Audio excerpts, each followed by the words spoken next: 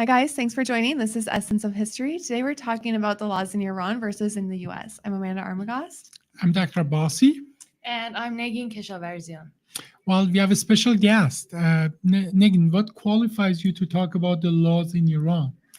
So I was a law student at the University of Tehran, and I graduated and I then entered master's degree, same in the University of Tehran, and then I came to the US to get my master's degree again, and I graduated in December 2023.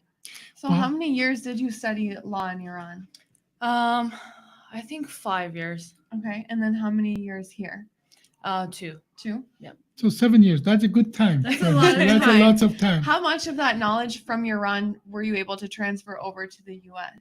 So it's tricky because everyone basically says that if you study law in Iran, then it's no good. You have to go start everything over. But the thing is, the principles that you learn, like the basics, they're all the same. So you just learn the same things, but apply different rules. So, and I mean, our legal system is different because Iran is civil law and America uses common law, which means that their primary source of law is cases, versus Iran, in which the primary source of law is laws and regulations, which is basically written law. So that is so different, and you have to learn like how to do your research because in Iran, when you want to look for something, for example, is this thing a crime? You go and look at the criminal code; it's all written there. But in the US, you have to go through maybe hundreds of cases and you have to search. More complex here then. Yeah, very complex. And all this stuff comes at 2 levels, state and federal. So it makes it even more complicated. No, but let's, we always talk about law. What is law? What is it? You learned it in the school. Yeah. Tell us. So it's most of the time, the first session of every class we had was like, okay, guys, what is law? So law it's not a science. So because you can say this is true, this is false, there is no fact. It's all human made. But it's an area of knowledge to regulate human relationships. Like, for example, when you have a maybe romantic relationship, it's called marriage, and there's come some legal consequences. Or maybe I am selling you as a thing. We have a contract. Then there is a there is a contract, and it needs to be regulated. So here's some law again. Yeah. Is it fair to say that what society agrees a norm that we have to abide on can be called law? Yeah, right. It's basically one of the bases that could be there for like having a law or regulation. There are different backgrounds. For example, a country might place all its laws like on the basis of their religion, or maybe, like in Iran. Like in Iran, yeah, mostly. Or in dictatorships, maybe the president or whatever, they just decrease the law. They just go forward with their own intentions. But the strongest base is what people want because the law is for them. So it's good to like base it on what the people want and what they believe. And and as a matter of fact, it does. Yes, we talked about what law is, but we are talking about where the origin of the law is, which can be a dictator, right? Or can be a religious background, or can be a democratic process, and so on. And not necessarily just because the sources are different, it by itself make it superior or not. Like one of the oldest laws in our country, in Iran, is the Cyrus cylinder. You want to talk about it? But Cyrus, that was decreed by a dictator, by all regards, correct? Yeah, that's okay. True. Go ahead. Tell me, what is it? It's like living proof that law existed since I don't know how many years ago. Because 2,500 years ago. Yeah, so that's a lot, and it shows that people like naturally come to a conclusion that there needs to be something to regulate. And of course, like I think Cyrus alone wrote that it was not democracy by today's definition, but it was one of the like best empires like back then. And so what is this Cyrus cylinder? A Cyrus cylinder is actually a clay cylinder that what he said was engraved in that. No, the original Persian was one of the first languages to use alphabet, not hieroglyph, not pictorial. It wasn't the pictorial, but but the actual alphabet they used different kind of um, like engraving in a clay, and because the in the it's called cuneiform language, because you just make an impression, straight impression in the clay, and depending on how many in what direction, that's a different letter. And that was for their time.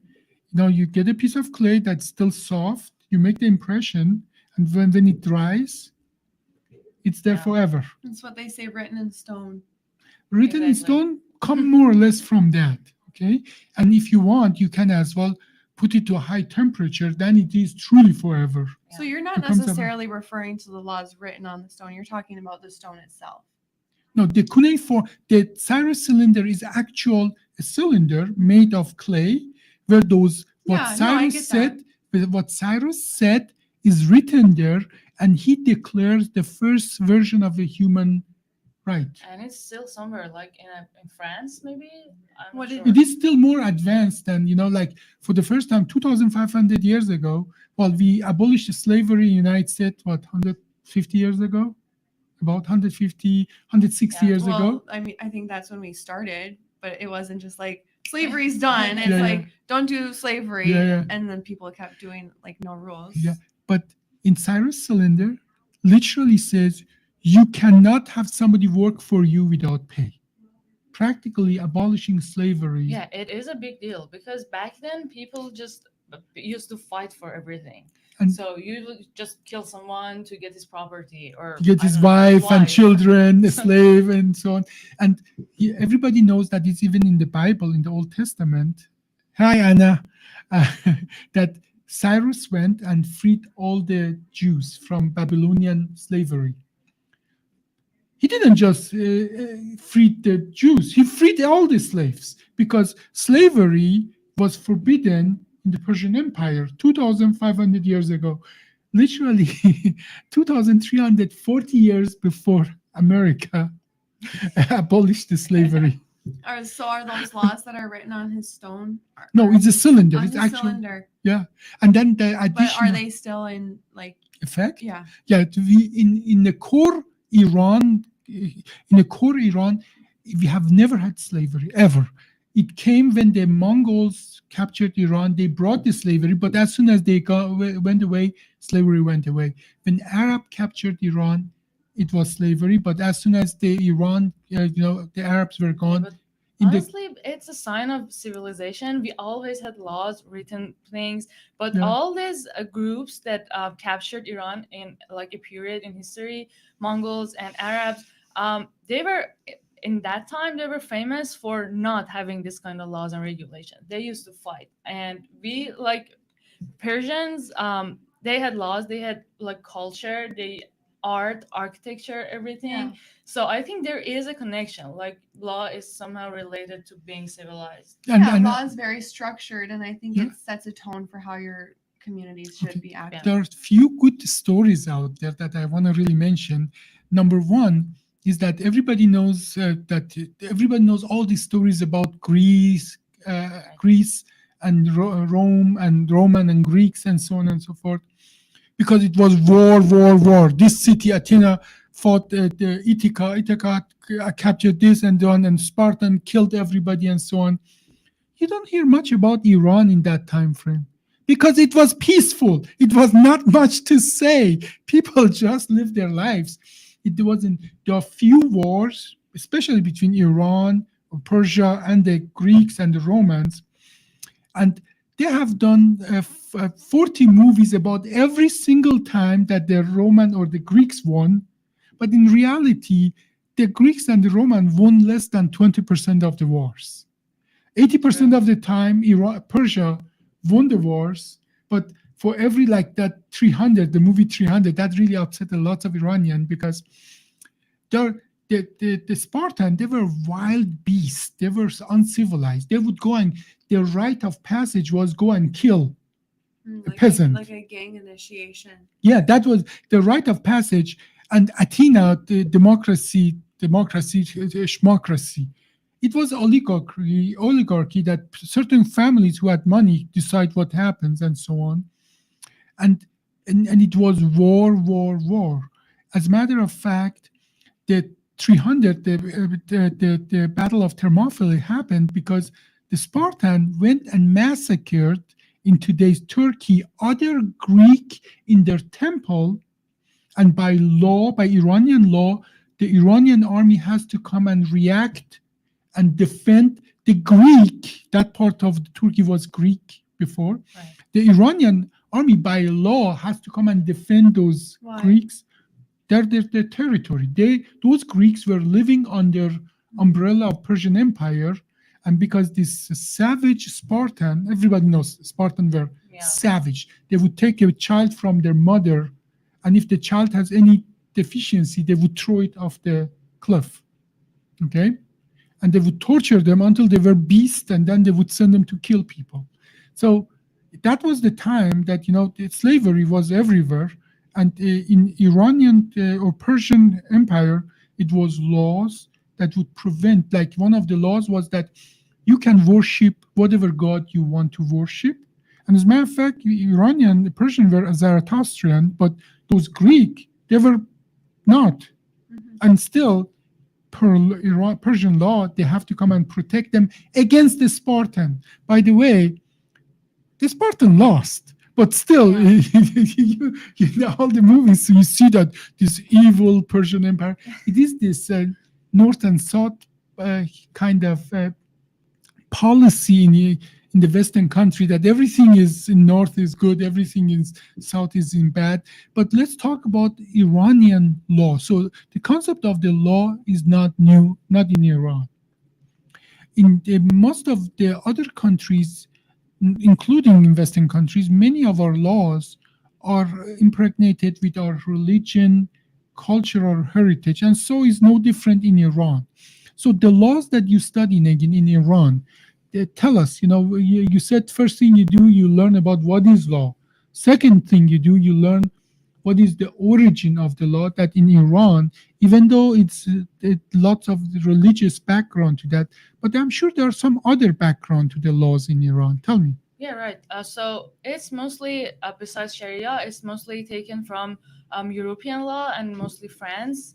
So because we have pretty much the same legal systems, so some rules, they are word by word the same, exactly similar to France laws. Yeah. So that's another. What would be an example?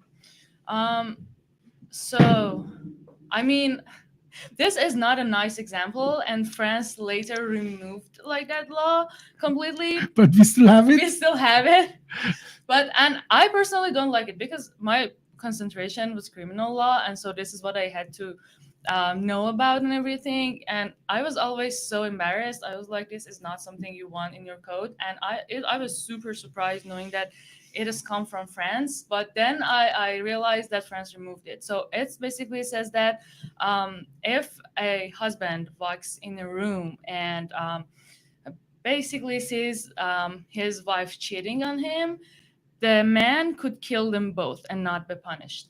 Wow. And I mean, I understand in the United States there is a crime of compassion. Sometimes in some states, it's called they heat get away of with passion, and it's crime of passion. But it's very narrow. For example, if somebody assaults you and I don't know, tells you all kind of bad offensive words, you don't have the right to kill them under heat of passion. It's very narrow, and you still are going to be punished. It's just in a lower degree. It's not murder. In Iran? No, in America. And I get that. It's it's logical, it's reasonable. Yeah. But in Iran, it's just you just walk away from it. You just say to throw something like that in your code of law, and that's it. So no punishment. I mean, no. We all know how heated the French people are, right? That just now. Yeah. It's interesting you say that because the French law used to be like 1,000 laws. Each village has its own law. People who study France and French law, as a matter of fact, that was the origin of most of the laws in Europe. Right. It's called something called the Napoleonic Code. Did you guys learn about that in the law We school? did not have that. I have heard. Yeah, practically Europe, each area had its own law, and something that was a crime in one wasn't a crime in the other one. One of the things that Napoleon did, he codified entire France with single rule.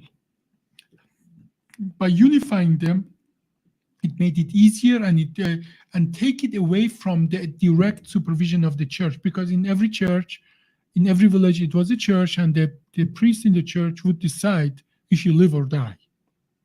And he unified that and took it away from the church and made it a part of the government. And then other countries in Europe followed, and then we took it over. So even United States, many of our codes, like what you just described, Right. is still Napoleonic code. Yes.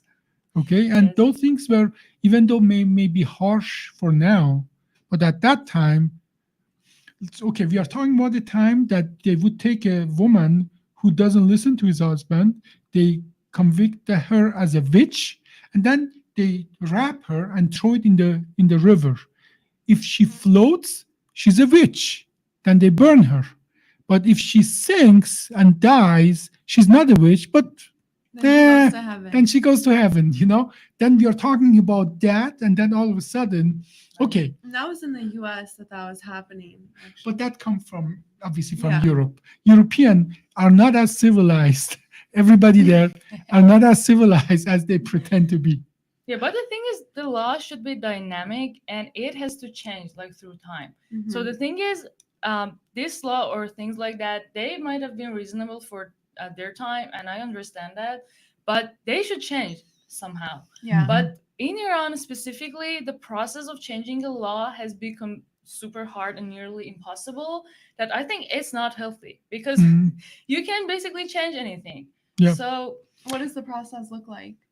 So in our constitution, it says that people has to ask their like something equal to their senators, people who are in legislation. For example, I'm from the city Tehran, so I Mhm. call Representative. the representative for Tehran who sits in legislation and ask them to, could you please in your next meeting throw this and let's see what happened. I don't like this. No, it's basically that you have to go through legislation. So and it is not possible. So Yeah. it's never gonna go So, through. but I But think what- that's the work of the legislation Yeah, I to was change gonna- the laws, right? And then What what would else be do the they do? process in the U.S.? So in the US, one of the good things, so it matters. For example, in Europe, the countries are mostly very small sized comparing to the US. US is so big, so different cultures. So every state has its own laws and regulations. Of course, there are some federal laws, but each state has its own. And also, the officials for each state, they are responsible for that. I mean, one of the most controversial stuff was that recently there was a Supreme Court told that women cannot abort, Mhm. like it prohibited abortion. I mean, I personally I'm against that. I think people need to like have the right to do that because it's their own body, their own life. But at the same time, I think that perhaps in that region, that court and the judges, the officials, they saw something. Maybe that's the thing that the people of that region think and believe in. Mhm. So I might disagree, but maybe it's good for those people. Maybe How is it those in people Iran? like Let's it. talk about actual laws in Iran. Mhm. Something that, I think lots of people have this misconception. And let's talk about, the laws of in Iran, we call it is from Sharia, or meaning Islamic law. And as soon as you hear the word Sharia, some people say, dang, dang, Oh dang, my dang, dang, it's gosh. just, that's barbaric, not this and so on. Let's talk about some of those, because some of those laws I like them actually pretty good. Not Like what? like in the one of the laws. You correct me if I'm wrong. Mhm. When somebody commits a murder, and the states goes through the process and they convict them of a murder, and the crime of the murder is punished by death, Mhm. which is not different in many U.S. states. It's the same. There's a death, capital punishment for death. But I have heard that the states try to convince the family to forgive. The family of the deaf person can forgive Right. In the US or in in Iran. That makes sense to me. No, but and it even goes further. It goes even further. The family can forgive him and ask for some money or compensation, or they can commute it to life sentence. I have heard, or if in some cases the state says, okay, you absolutely want to take a life for a life, okay, you do that. They bring the prisoner, they put it on a noose, but the person who says I want him dead has to go and push the chair and kill him. You say, okay, you want to do that, you really want to take a life and you don't want to forgive, it's your right, but you go ahead do it. And I have heard that many people in that position, they cannot bring it over themselves. If they are all of a sudden they have to go, they bring the prisoner, they blindfold it, they put it on a large noose and so on. But if you really want, the state says we did our work, if you want him dead, you go and push it. And I have heard many people who then at that point forgive the murderer, and so on. He deserved to die, but you see that compassion comes to Yeah. play, and I think that is unbelievably fantastic thing. It is, should be the right of the people who lost their loved one Yeah. to decide if that person should die or not. Yeah, I've heard of stories where someone lost their loved one and they really actually didn't want the other person who committed the crime to get capital punishment or life because that person was young when they Mhm. committed the crime and maybe it wasn't a complete it wasn't in cold blood. Yeah, So I can see that yeah. giving someone else a second chance to Yeah, well, see, you see that there, that is it. I think that is it. Brings the law to compassion. They go through the process. The legal steps are this now, I mean, revision or appeal or whatever. But and in some cases, we don't need to sugarcoat it. It is, some laws are barbaric, like lashing and so on. But I hear that they're not being done that often anymore. Or how is the situation in Iran with Sharia law, with the corporal punishment? So they're obviously there, like in the books, but they try so hard not to execute them actually. And I mean, yes, in my opinion, many of those laws are barbaric, but um, they are making the procedure for the rules of evidence and stuff like this harder to prove.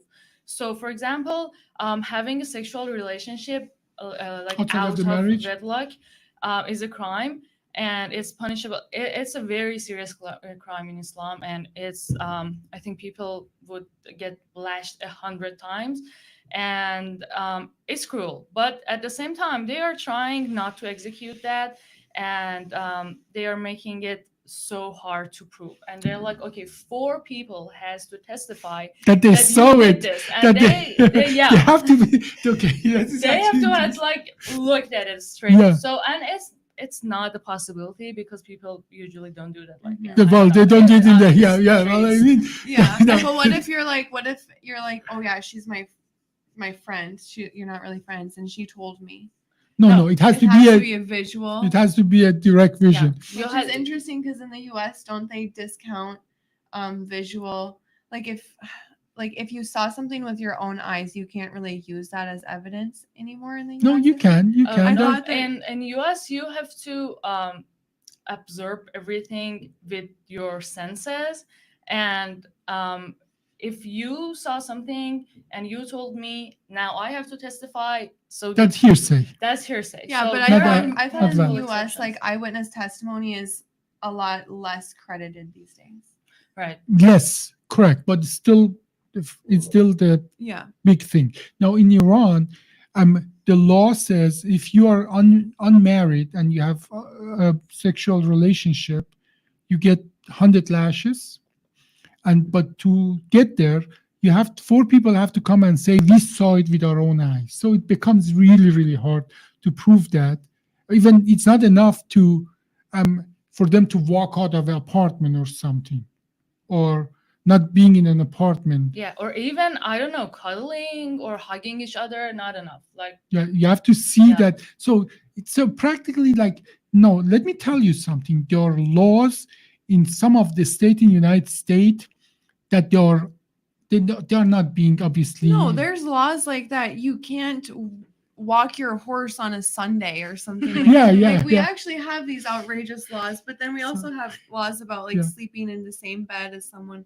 We Yeah, do have those but laws here. we don't We obviously don't enforce them. practice them. And I Yeah. think Iran is on the way of putting the burden of proof so high that nobody really bothers to go and really they Mhm. try to enforce them. And I think that is a good way. See, to go to the core of the law and say this is a bad law, you have to go all the way fight back. Where did the law come from? From Islam, from Sharia. That is a burden that's too high. That's a mountain too high to climb.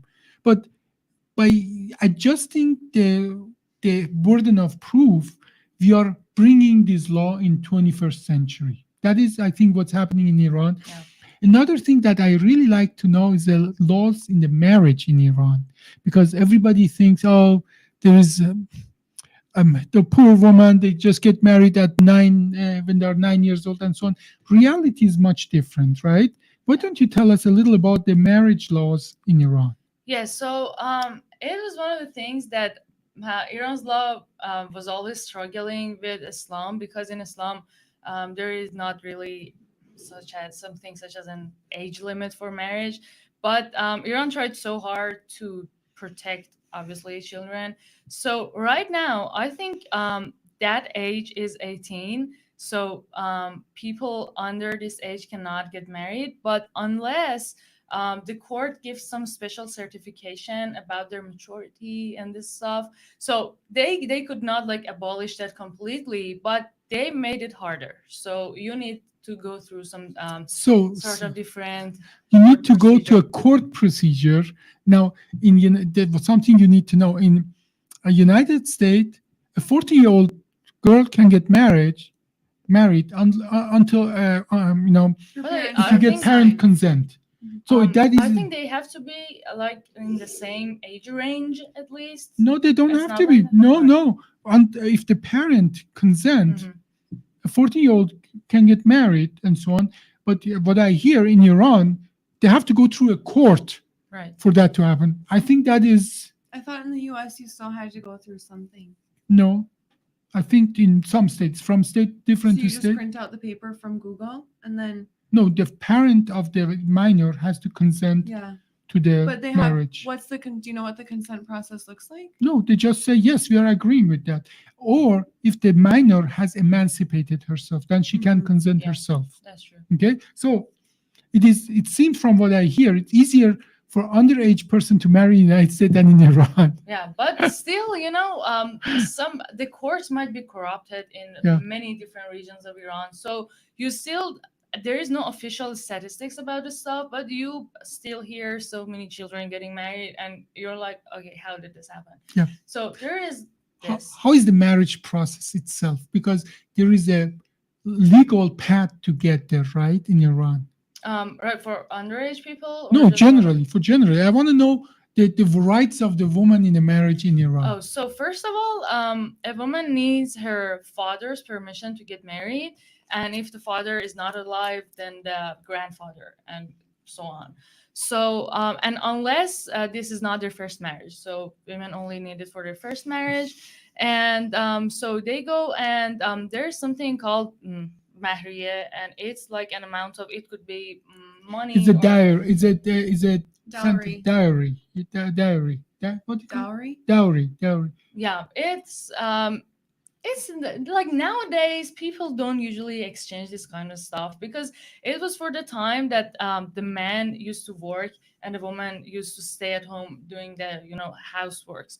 But nowadays both husband and wife, they both work, so people don't usually So do back in this. the day, like the dowry went to the parents or the wife?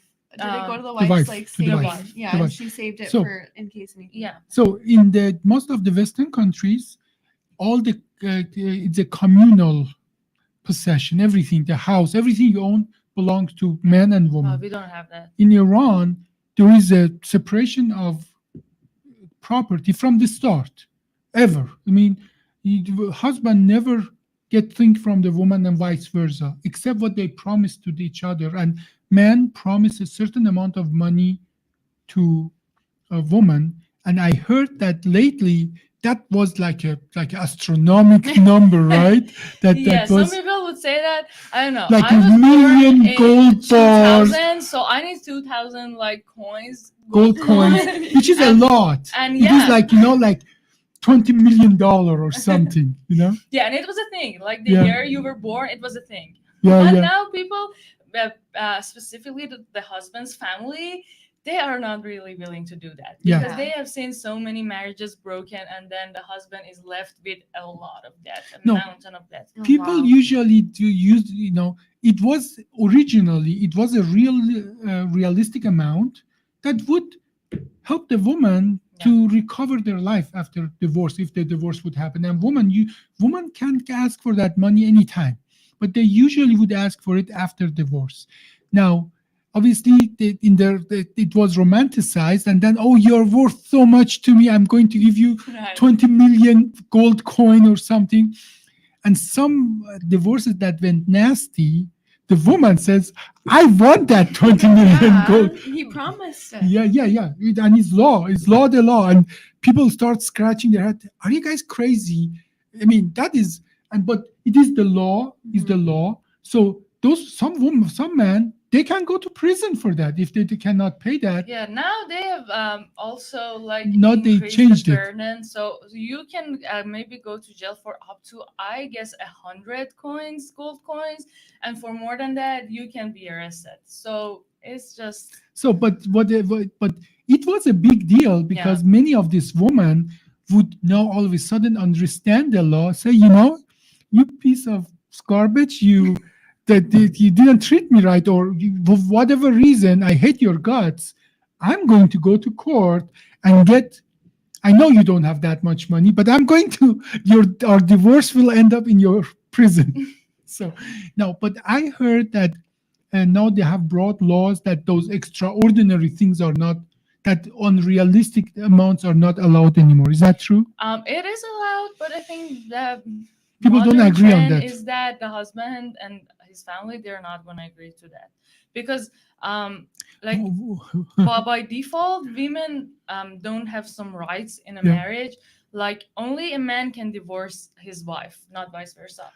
And so and many things like that. Like a woman cannot go to a university or school or whatever without the Permission. husband's permission. We have many things like that, but people usually when they want to enter the marriage, they write it down, they correct it. They're like, okay, no, we can both do the divorce. I can go to the university So, whatever I want. At the beginning of the marriage, you can overcome the status Yeah. quo by making your own rule that, okay, the law says you can marry me, you can divorce me, but we can divorce each other. Here, sign here. The law says I need your permission to go to university or even travel out of the country. Here, you sign that you waive that right, or I have the permission to do all of that, and so on. So it is like a prenup, even Yeah. though material stuff are separated. They overcome the shortcoming of the law by a mutual agreement. And the man is in love, and so on. He's going to sign almost everything, and so on. And I have heard that sometimes it actually now backfires because there are some rules that limit the man more than the woman. Not rules, but some agreements and so on. And man agrees to all of that. He just want to get married, and then so now they are married. As you know, in the United States, 90% or more, 95% of the time, women practically assumes husband credentials, like that come from England. When Mary married Mr. Harry Smith, she was done being her own personality. She became the property or mistress of Mr. Harry Smith. So if they would go to some place, they would be announced as Mrs. and Mr. Harry Smith, meaning here they come, Mr. Harry Smith and his mistress or property, and so on. So, but that's not how names are in Iran, right? How are names? No, it's also abolished in the United States, but in Iran, the woman keeps like his last name, his identity, and everything. So it was. I don't remember a time, or I haven't heard that a woman had to like adapt his husband's last name or anything. But in the United States, that's still a status It's quo. standard. That's standard in the But United people, States. it's standard, yeah, but people are starting to go a little bit away from Yeah, that. Actually, yeah. a lot of people now are making their own last names when they get married. They make up names. Yeah, I know someone, I'm really close with, and when him and his partner get married, they're just coming up with a whole new one. Well, you grew up with an identity, and most of people in Iran, they keep their identity. Yeah. Now, rights regarding the divorce. You said some of that officially the man can divorce. No, but I need to say, during the marriage process, the woman marry herself to the husband, Yeah. says, I will marry myself to you for this condition, for this dowry. And then the man says, I accept. So practically the process of marriage is It's in her hands. in her hand, but the process of divorce is in his hand. Yeah. True. And Meaning he has to initiate it? no, he has to say, I divorce you. And then, no, I mean, it's more than that. It's a legal process. Yeah, but it's fault based. So if the husband has the right to divorce, a woman cannot ask the court for a divorce for, I don't know, reasons like I don't love him anymore or he doesn't treat me well. It has to be something serious, like he is super addicted to like some drugs and it is making our life miserable, and you have to show proof for that. So it's wise to like from the beginning just do the paperwork so both our Mhm. parties have the right to divorce. Yeah. And then, but and there is a rule that I thought always is so interesting. So, you can divorce somebody and marry that person again, right? So what I want to talk about, go. I think I take know ownership. where you're going. So if you do this process, like marrying someone, divorce them, go back to them again. Persians divorce are so emotional. Divorce, marry again, divorce, marry again. Okay. them. So if you do it, I guess 9 times. 3 times. Oh, I think it's 3 times. If you do 3 times, you have to somehow fix it. They are like, if you do that 3 times, you can obviously make up your mind, so you can get married again. So, until the woman marries another man. yeah, so And they consummate the have to marriage. torture the husband, and you have to watch your woman goes to another man at least 1 time. Then okay, go on, you can marry. That And does if- make sense to me, Yeah, actually. that's what That I'm makes a saying. lot of sense That to makes me. sense. Yeah, because it's like maybe there's something better out there. Just try. Yeah, And No, then no. go and back. if this process just repeats itself 9 times, the man is done. Like you can never be married to each other ever. Stop Again, that okay, madness. okay. So Oh, wow. it's called the triple divorce thing, the rule. So the man, just they fight and so on. I divorce you and done. Okay. So, I'm sorry. Let's get together. They get together. If he divorced her 3 times, by law, they cannot get married until the woman, not the man, marries another man and consummate that marriage. So, okay, yeah, that's what you get from Yeah, triple divorce. I think it makes a lot of sense. Yeah, I know. 'Cause She I might be in like a manipulative situation where he's divorcing her, this and that, and It she is to thinks punish that- the man, though. and It's, no. maybe it's as a, Let me please talk. And then she's in a manipulated situation, so she can't get away. So she keeps only going back to him. So now she has to have the ability to go to another man and maybe stay with him if she likes Okay. him. Let me tell you funny part of it. there is a group of men that is how they live. That's their only job. They marry this triple divorced woman. Do they get paid? Yes, they get paid. That makes sense. No, the men get paid. Yeah. It's not that makes woman. sense for them. They're doing a favor so she can get married again to the love of her life. If that the same person. Yeah, She Abbasi is doesn't- so toxic. I mean, what's love? Yeah. Literally, yeah. Yeah.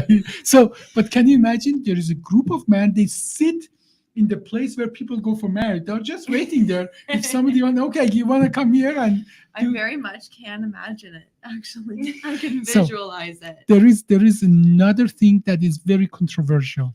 Sire. Right. Tell about that. What is sire? So And it's just by Shiites, right? But not by I Sunnis. guess so. Yeah. No, Hmm. I don't guess. I'm positive. Yes, Mhm. it's true. I told you that you can have sexual relationship out of wedlock. So people and usually men who are somehow religious or they care about how they would appear in front of others, they want to have this kind of relationship, but they don't want a real marriage. So there is this way. It's kind of a short-term marriage, and it's How called- short can it be? So you can Marry I for mean, you 15 can name minutes. it. You know, anything you want. 15 minutes. People Until usually- 15 minutes, you're fine. Yeah. After that, it's illegal. I've heard 10 days. I've heard 1 month. I've heard 99 days. I don't know why 99 days. So and people do that, and the man in this scenario has to give that dowry. Right Yeah. away. Yeah, so it's compulsory in this situation. So somehow they might just like give a piece of chocolate to a woman and be married to them for I don't know 1 week and then it's done. So yeah, it's funny. I How, don't how, know. Okay. how official is it? Do you have to go to a place or you can just initiate it between two No, persons? I mean these kind of things they're not official most of the times because it's important to people. They don't like to be judged or anything, so they usually do it between themselves. Okay, it's so like but- a transcript you have to And read. do you have to have like two men watching, like two men? Witness- witness? wit- No, you witnessing? don't. For Okay. Sega, you don't. So you can practically go anywhere. You know, no, we were having a temporary marriage. We just what? Yeah, honestly, yes. So there was a period of time if you are a girl and you're out with your boyfriend Mhm. in public, the police would stop you and would ask you, okay, what are your relationship? Who is this girl? Who is this guy? Are you married? Do I want to call your parents and ask and this kind of stuff? Honestly, one of our law professors told us, and if anything like that should happen, just tell them that we're married. And if it gets serious, you can just say that it was a sira or something like that. Yeah, which is because- by law. Yeah. Yeah, and it is legal and it is Islamic completely. So yeah. so the process is so interesting. There is a magical sentence that you have to say, and then once you say that magical sentence, and then you say for how long and for how much money. Okay. So it is like I'm making my who reads it, woman or man? I think the man reads it, but the woman should state that she agrees. Yeah. Okay. So it says I make you my wife for 1 week for $300. Okay. Then they're married, and So that's some people call it legal or state-sponsored prostitution. yeah, honestly that's my problem. You put something out there like this is the law and then you have to come up with ways around it. So why do you do that? Honestly, And then the ways around it are the law too. yeah.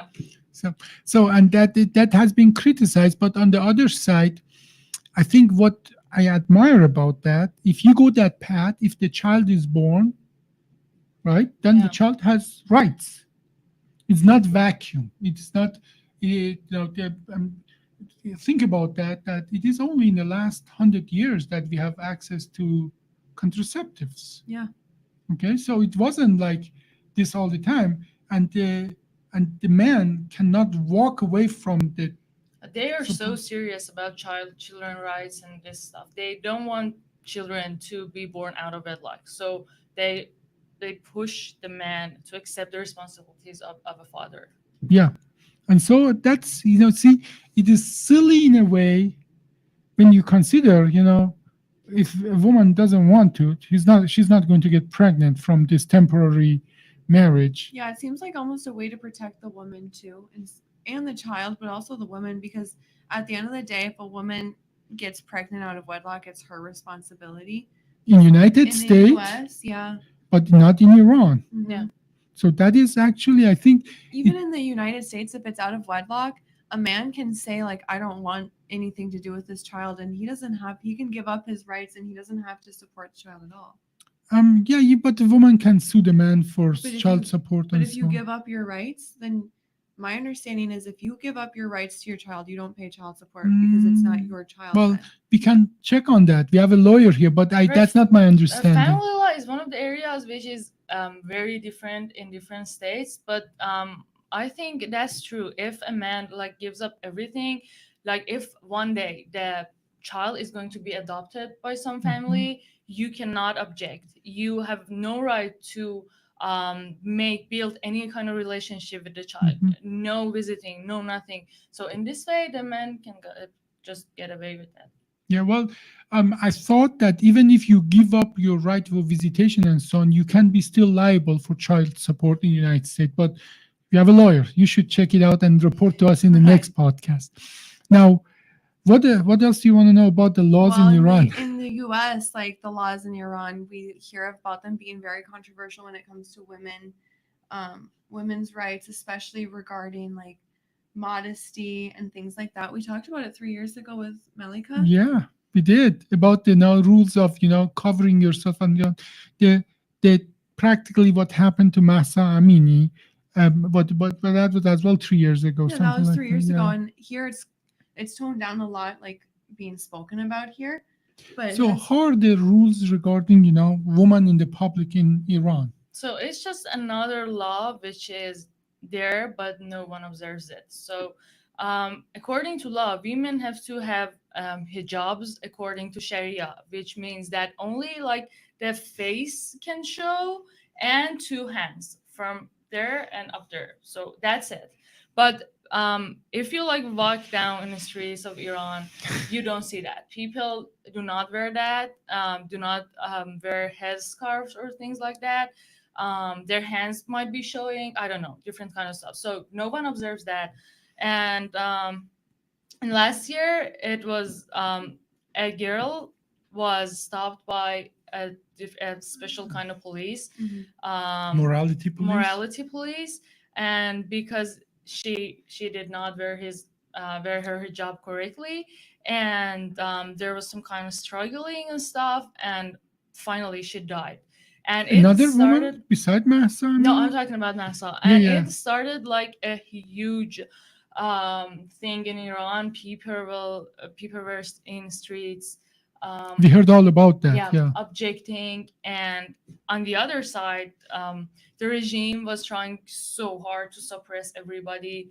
So yeah, it was terrible and very scary. But I don't know. The only beautiful thing about it was that I think after that, women like gained the courage to dress at least as they want, not completely, but at least do not wear the headscarf. And there's still some things from the regime side. For example, they threaten you that if you don't wear your headscarf, you are not allowed to use the subway, and people just have to go through them, fight them, Yeah. and just so it's still super hard, but at least I think women have the courage to do that. So I think we have seen that in lots of Persian people. Do you remember the joke I was telling you about how forbidden. the forbidden? Yeah. Tell the joke. Okay. So the Negin, there are four people on the Eiffel Tower, and devil goes to God and says, have you heard that? No. It says, I bet I can make them all jump from the Eiffel Tower. God says, I gave them brain. Really? Okay, try. Devil goes to the first person, who's a German guy. What do you think he tells to the German guy to make him jump? I don't know. Jump is an order. Yes, sir. Jumps. Goes to the French guy. What do you think he says to the French guy to make him jump? Or Italian? Almost the same. I don't know. Jump is fashion. Oh, right, makes sense. Goes to the British guy and say, what do you think he says to British guy to make him jump? Again, yeah. Jump is tradition. But you must know by Right. now what devil tells to the Persian guy to make him jump. Jump is Say- forbidden. Oh, right. Yeah. Actually, I think this is what I like about us. You know, Iranian, they are all Rebels. looking, yeah, You to are change born as a stuff. rebels. And like, I think we are the only nation. We had two revolutions in less than, I think, in 72, 3 years. We had two revolutions, and this is so close. You can do that, but we Yeah, just we somehow just- do. Yeah, we just keep doing it. We just mess ourselves up again and again and again. Now, obviously the laws at the end of the day is not what's on the book, but what's is literally in What's practice. practiced, What yeah. practice makes the law move it in one way, one direction or another. And I think considering that the people of Iran are extremely educated, extremely up to date, and what's going on around the world, I think, and considering uh, doing forbidden things and bending the rules is the one of the characteristic of the Iranian. I think they have done a good job to make a living in a situation that's not really the best. Okay, I think they have done a great job. But what I admire about that as well, people there, that they make the best out of so suboptimal situation. They have done the best out of it. Like I have heard that 60% of the university students are women in Iran. Right. I've heard that the most of the doctors they go to school are women. Women are what can per law a woman do or not do in Iranian society? Um, Is there anything that the woman cannot be, but obviously cannot be a supreme leader? Right. Okay. Yeah, no, she, like, by law, she could be everything. Like, there are some glass ceilings. Like, it's super hard for a woman to be a president. Perhaps she wouldn't get so much support, but that's just because of, like, But the same in culture. US. Culture, But yeah, yeah, same with here. Yeah. but by I- law, it's okay. Actually, I have a question. I think it's interesting how Iran does the best sex change operations, right? Here you are. That's So- another interesting area. Yeah. Do people is it because there's a lot of transgender people there, or are people going there for the surgery because they have good doctors? Honestly, I'm not very optimistic about this situation because, per Iran's law, it is a crime to be homosexual. So people in Iran, the doctors and everything, they prefer, for example, I'm a girl and I'm attracted to girls. They prefer for me to be a boy and be attracted to girls. So I think that's because they don't want me to be punished or Yeah. be a criminal. So I think that's the reason I'm saying I'm not optimistic. But So yes, that's the I reason. yeah, like, in my opinion, there's nothing official, but Mhm. yeah, I can be optimistic. But yeah, that's true. Like, these kind of surgeries and transitions, they happen so They're really good they're Iranian really doctors. good. A friend of mine went through the same thing, and Woman to man or man to woman? woman to man, and like, the university, it was important for them when you want to enter the University of Tehran, you had to have, like, your hijab somehow, so it was important to them. But as soon as my friend started this process, he had this paper saying that I'm going through this process, so no one would make him go through hijab or things that Mm. is specific to women. So they I support think, that part. yeah, that's something. That's very progressive. That right when you start transitioning, you have the same rights Yeah. as a man. Where here in the U.S., like when Oh, you're they're still transitioning, fighting it. it's so They're still tough. fighting it. It's really Yeah. tough for trans people here. Yeah. They don't even know what bathrooms they can go into and things like that. So, but it seems that in Iran, as soon as you start the transition, even your bodily still a woman, you are considered a man in the eyes of the law. and Yeah. in society, most people, when they see this paper, they accept it for what it says. Yeah, they accept it. I mean, still, it's a cultural struggle, perhaps, but no, you have every legal right. For example, men are usually sent to a mandatory period of military service, and if you were born like a man and then you transition to a woman, as soon as you start the process, you are not going to do that. They What are not about the gonna make other you. way around? If you're a woman and you transition to a man, do you have to do the military? I think for military specifically, no, because So women are advantageous perhaps in I'm not that. sure, but I think one factor there is like the bodily strength and everything. So I think not, but women also, I mean, women who are transitioning to men, they also have everything, the paperwork, as Mhm. soon as they start transitioning. Now, there is a little bit of a chauvinistic kind of aspect to that. The punishment for male homosexual is much higher than for female homosexual in Iran. It is like the same thing that all those homophobes, they still like to see two women with each other. Well, and isn't it also like if you're the receiving male in the sex thing Yeah, I'm versus sure the there are some giving? differences there and so on, but Yeah. I'm not sure. So yeah, the punishment for gay men are so harsh comparing to women who are lesbians, and their receiving man Is more punished more? gets death penalty, so that is super harsh. But the other, just I think 100, not 100, maybe 70, 80 lashes. Is So it it's still practiced though? I mean, it's like heterosexual people. You have to have like witnesses. So just So Okay, it's a like, that's very fine. high bar, very high bar. Yeah. Four people have to see that and be able to say it in the court that they saw it with their own eyes. Yeah. Which is, yeah, it's still barbaric, doesn't change that, but it's a very high bar. Yeah. Um, And the- it has to be like the relationship itself, like not even two men are too close or intimate. No, it has to be like sexual relationship. there was a movie, I'm told, based on actual events.